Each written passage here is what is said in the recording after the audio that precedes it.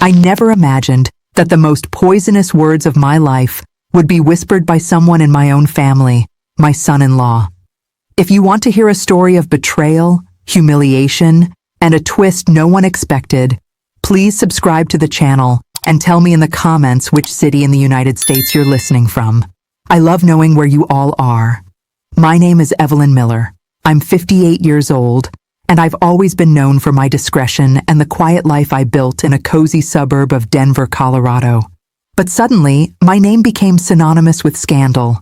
Malicious rumors about alleged vices began to spread like wildfire, igniting my reputation and turning my social life to ashes. Every glance, every whisper, was a stab. Longtime friends started avoiding me. Invitations to social events disappeared, and even the neighbors' smiles seemed laden with judgment. My home, once a peaceful refuge, became a prison of shame. The pain of humiliation was physical, a constant burning that consumed me from within. I was devastated, my good name dragged through the mud by cruel lies. The thumbnail phrase read, "My son-in-law spread rumors of my vices, trying to ruin my reputation. My good name was dragged through the mud, my social life destroyed. The humiliation was a sharp, piercing pain in my dignity." And that was exactly how I felt. A sharp, piercing pain that left me breathless. But what he didn't know was that, behind my shame, a dormant force was beginning to awaken. A force that would lead me to expose the truth, not just about his lies, but about his own dark and hidden past. What I would reveal would shock everyone and shatter him. My life has always been guided by honesty and hard work. From a young age, in a small town in Kansas, I learned the value of integrity and resilience. I married my beloved David early, and together, we built a solid family, based on principles and mutual respect. Our two children, Sarah and Michael, grew up in a home where truth was an unshakable pillar and unconditional support was the rule. I dedicated myself to them, working as a full-time nurse and, in my spare time, volunteering in the community, always seeking to make a difference. When Sarah, my eldest daughter, introduced me to Mark Peterson 5 years ago, he seemed like the perfect son-in-law, an ambitious young man with a good job in finance in New York, always polite and attentive. He came from a respectable family in Boston, and Sarah was madly in love. I welcomed him into our family with an open heart, seeing in him my daughter's future partner and the father of my future grandchildren. At first, everything was harmonious. Mark was charming, always quick with a compliment, especially for me. "Mrs. Evelyn, you are the foundation of this family," he would say, and I felt flattered. But, over time, I started noticing small things. A subtle comment here, an insinuation there, always about my influence over Sarah, or how I was overprotective. I ignored it, attributing it to the insecurities of a man adapting to a new family. I had dedicated my life to raising my children with love and building a legacy of dignity. I never cared about wealth, only about peace of mind and my family's well-being. And now, this man, whom I had welcomed into my home, was systematically destroying everything I stood for, using lies and insinuations to discredit me. The irony was cruel. I, who always valued truth, was falling victim to a web of falsehoods woven by someone I considered family. The rumors started discreetly, like a whisper at a charity tea at the local church, then turned into open conversations at garden club meetings, and soon they were the main topic at book clubs and neighborhood gatherings. "Did you hear about Evelyn? They say she has a drinking problem, that she frequents illegal casinos. And the gambling? I heard she lost a fortune and is neck-deep in debt." Each rumor was more absurd than the last, but repetition made them, for many, an unquestionable truth. My social life, once vibrant and full of engagements, withered. Friends I trusted pulled away, some with pitying glances, others with veiled contempt. I was removed from the church event committee and my volunteering at the animal shelter, something I loved and that gave me purpose, was paused due to image issues. The humiliation was public and constant. I felt like a cornered animal, not knowing where the next attack would come from, or how to defend myself against something as intangible as gossip. I tried talking to Sarah, my daughter, but she was evasive. "Mom, Mark said you need to be more careful about what people think," she would murmur, repeating his words like an echo. He had managed to isolate her, making her doubt me, the very mother who raised her. With each attempt to defend myself, the lies seemed to gain more strength, and I found myself sinking into a swamp of despair and helplessness. The pain of being betrayed by my own son-in-law and seeing my daughter manipulated was unbearable. I had cried rivers of tears, feeling powerless and voiceless. But on a cold winter night, as I looked at old family photos, something inside me broke. It was no longer sadness, but a cold, calculated anger. I could no longer accept being the victim. He had messed with the wrong person. I had to fight, not just for my reputation, but for the truth and for my family. And I knew exactly where to find the weapons for this battle. In Mark Peterson's dark past.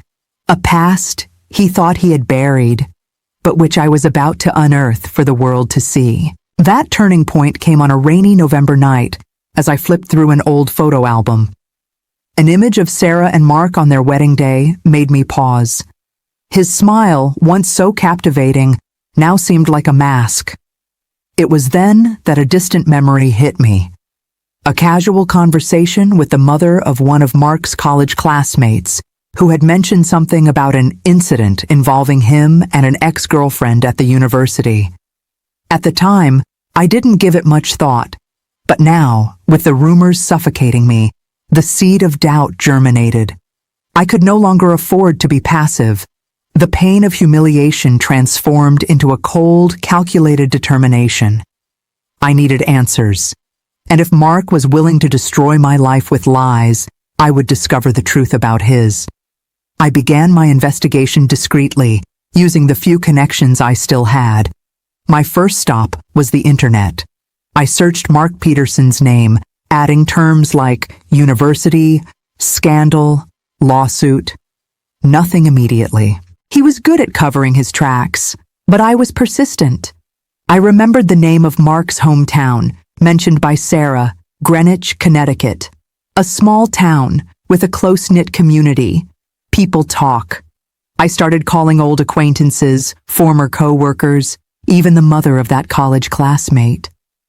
At first I met resistance, but my reputation for honesty, though shaken, still opened some doors. "Evelyn, I shouldn't be talking about this," some would say, but curiosity and indignation at what was happening to me often made them give in. The pieces began to fit together, slowly, like a dark puzzle. Every fragment of information, every hesitation, every silence led me deeper into Mark's past. I wasn't just seeking revenge. I was seeking the truth, and the truth I knew would be my greatest weapon. The first concrete clues came from an unexpected source, a former college roommate of Mark's, who was now a lawyer in Boston. She, shocked by the rumors that had reached her about me, decided to help. "Evelyn, Mark has always been a manipulator. He has a history," she told me in a confidential call. She provided me with the name of a young woman, Emily Davis, who had been Mark's girlfriend in college and who, according to her, had been a victim of a financial scheme orchestrated by him.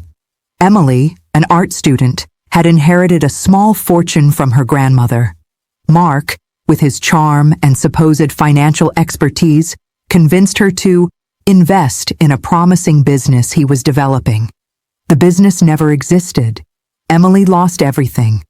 The lawyer gave me Emily's contact information. She now lived reclusively in a small town in Maine, trying to rebuild her life. With a heavy heart, I called Emily.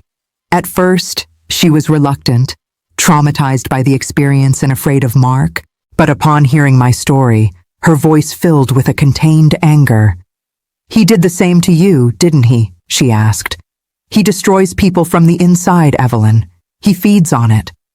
Emily told me the details, providing documents, old emails, bank statements that proved the scam. She had tried to sue him at the time, but Mark, with the help of expensive lawyers and his family's influence, managed to suppress the case, making Emily discredited and labeled as unstable. Emily's story mirrored mine, but with a much crueler outcome. I held undeniable proof of Mark's character, not just a manipulator of reputations, but a financial predator. The shame I felt began to transform into a righteous fury. I had the evidence. Now it was time to expose Mark Peterson's dark and hidden past. With the evidence in hand, the first person I sought out was Sarah. I needed my daughter to know the truth about the man she had married. I arranged a lunch with her at a discreet cafe downtown, away from the curious eyes of the neighborhood. When I began to lay out the facts, showing her the documents and Emily's testimonies, Sarah reacted with a mixture of shock and denial. "Mom, this can't be true. Mark would never do something like that. He loves me." She was visibly shaken, her hands trembling as she flipped through the papers. Mark's brainwashing had been thorough. He had convinced her that I was the controlling mother and that he was her protector. Now reality was knocking, and she didn't want to open the door. "Sarah, I know it's difficult, but you need to see who he really is," I insisted, my voice choked with emotion. "He not only publicly humiliated me, but he also destroyed another woman's life before you." The conversation grew tense. Sarah refused to fully believe, accusing me of making things up to separate her from Mark. "You always wanted to control my life, Mom. Now you're trying to destroy my marriage." Her words hit me like a blow, but I knew it was Mark's manipulation speaking through her. The complication wasn't just Sarah's denial, but also Mark's reaction. He, realizing I was investigating, intensified his smear campaign. The gossip became more aggressive, and he began to insinuate that I was having delusions and needed professional help. He even tried to have me committed to a clinic, using the excuse that I was mentally unstable due to my supposed vices. The battle was far from over. I had the evidence, but he had control over my daughter and the ability to manipulate public opinion. I knew that public exposure would be the only way to break the cycle of lies and manipulation. But how to do that without completely destroying Sarah's life? That was my biggest complication. Sarah's denial and Mark's maneuvers left me in a dilemma. How to expose the truth without destroying my daughter in the process? The answer came from a conversation with my son Michael, who, although living in Los Angeles, had always been my confidant. He, unlike Sarah, never fully trusted Mark, and upon hearing the evidence, he was furious. "Mom, we can't let him do this to you or to Sarah. We need a strategy that hits him where it hurts most, without dragging Sarah into the eye of the storm." Michael, who worked in digital marketing, suggested an approach Mark wouldn't expect. Public exposure, but in a controlled and irrefutable way. We decided to use local media, but not sensationally. Michael contacted an investigative journalist from the Denver Post, known for his seriousness and for not succumbing to pressure. We presented him with all the evidence. Emily Davis's documents, emails, bank statements, and the testimonies of other victims Michael managed to locate, people Mark had scammed in small financial schemes over the years. The journalist, a man of integrity, was shocked. He promised to investigate thoroughly and publish the story, but with one condition. The article would focus on Mark's financial crimes and manipulation, without directly mentioning Sarah or me as victims of gossip, but rather as the people who brought the truth to light. The article was published on a Tuesday on the front page of the newspaper with the headline, "The Dark Side of New York's Finance Man: Accusations of Fraud and Manipulation." The article detailed Mark's scams, his manipulative methods, and how he used his charm to deceive vulnerable people. Emily Davis's story was central, with shocking testimonies and irrefutable evidence. Mark Peterson's name was everywhere, but not as the successful son-in-law, but as a criminal. The repercussion was immediate and overwhelming. Emily's law firm reopened the case, and other victims began to come forward. Mark's company in New York launched an internal investigation, and his name was quickly tarnished in the financial world. Sarah, who initially tried to ignore it, was confronted by colleagues and friends. She saw the article, read the details, and it finally clicked. The image of the man she loved crumbled before her eyes. She called me, her voice choked with tears, not of anger, but of pain and regret. "Mom, I'm so sorry. I was so blind.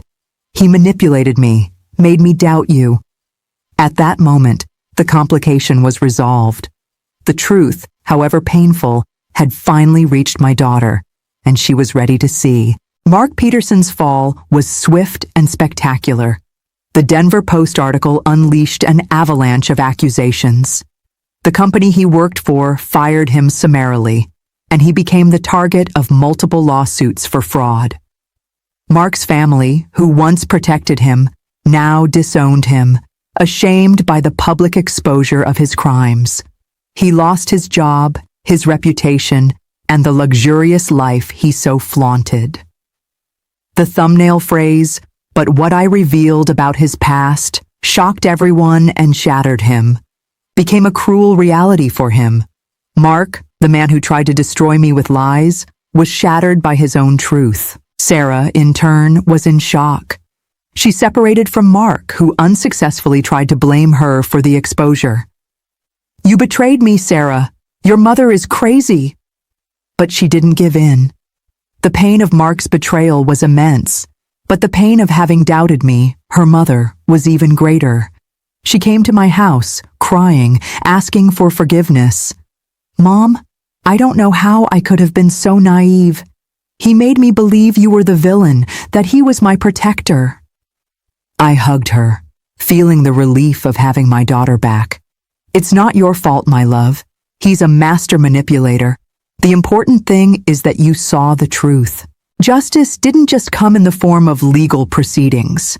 The true justice was Mark's unmasking, the exposure of his rotten character to the world. He, who valued image and status so much, saw everything crumble. The humiliation he tried to inflict on me, he experienced it twofold, and deservedly so. My reputation, though scarred, began to rebuild.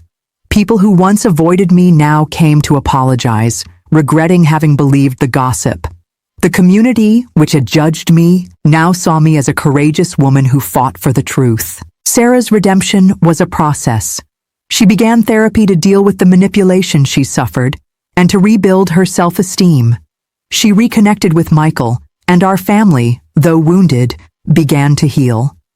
Mark was convicted in one of the lawsuits, and although the sentence was not severe, the stain on his name and the loss of everything he valued were his true punishment. Vengeance, for me, was not about seeing him suffer, but about truth prevailing and the restoration of my dignity and my family. Today, a year after Mark Peterson's exposure, life in Denver has found its rhythm again. My reputation has been restored, and people who once looked at me with pity or contempt now see me with respect. I've returned to my activities in the community and at church, and my true friends, those who stood by me, are closer than ever. Sarah is rebuilding her life. She moved into her own apartment, refocused on her career, and is slowly learning to trust again. Our relationship, though brutally tested, emerged stronger and more honest. We learned to talk openly, without fears or secrets. Michael, my son, continues to be my safe harbor and my greatest supporter. He constantly reminds me that truth, however painful, always sets you free. The lesson I learned is that dignity cannot be stolen. It can only be given away, and I refuse to give it away. The pain of humiliation was real, but it pushed me to fight, to unearth a truth that, otherwise, might never have come to light. I look back and see that sometimes the greatest trials reveal our true strength. That son-in-law who tried to destroy me, in fact, gave me the opportunity to rediscover myself and strengthen the bonds with my family. Life is not a fairy tale, and not all wounds heal completely, but the ability to forgive, not the other person, but yourself for having been naive, is the first step towards peace. My story is a reminder that truth always finds a way, and that character, in the end, is the only wealth no one can steal. And for you, who listened to me until the end, remember, protect your good name, but above all, protect your truth. Because that is where your true strength lies.